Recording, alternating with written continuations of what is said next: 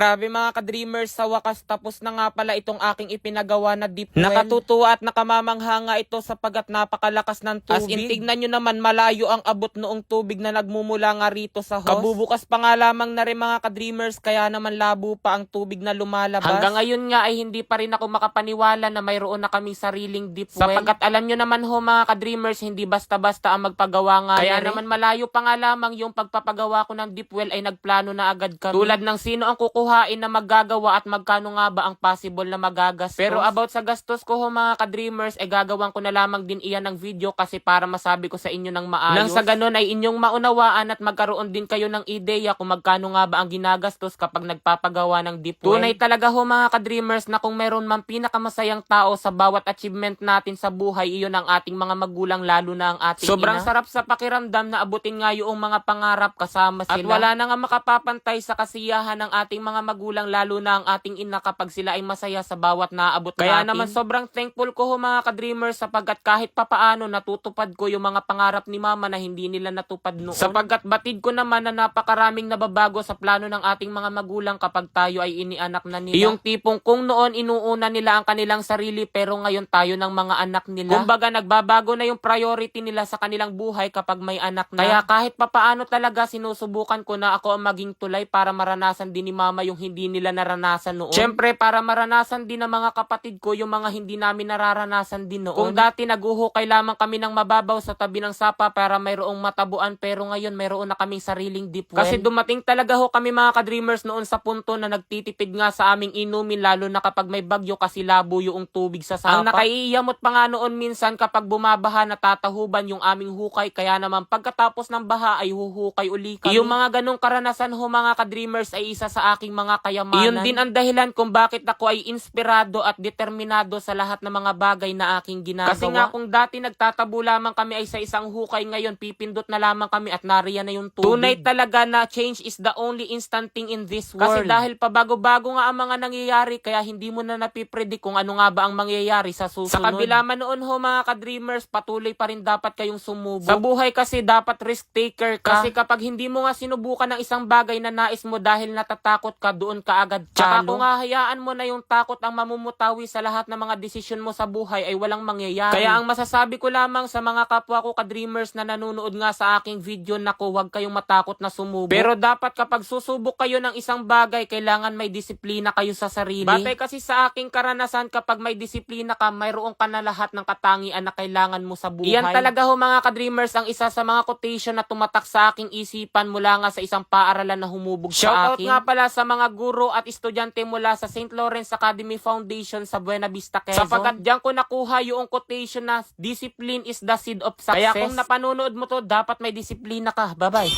41,500! Grabe!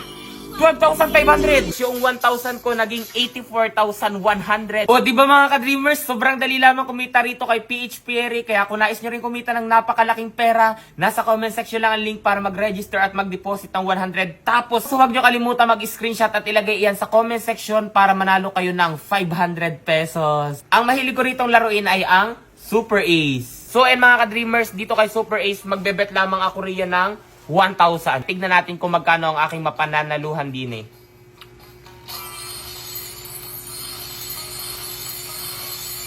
$1,000? Uy, scatter agad. Play. 200. 800. 100. 1,200. Wow, 3,000 ano? 2,000.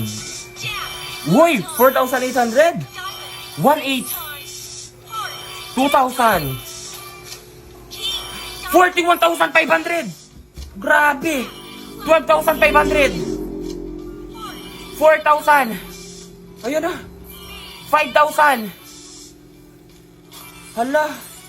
Hala, hala, hala, hala. Hala, hala. Hala. 200. 400.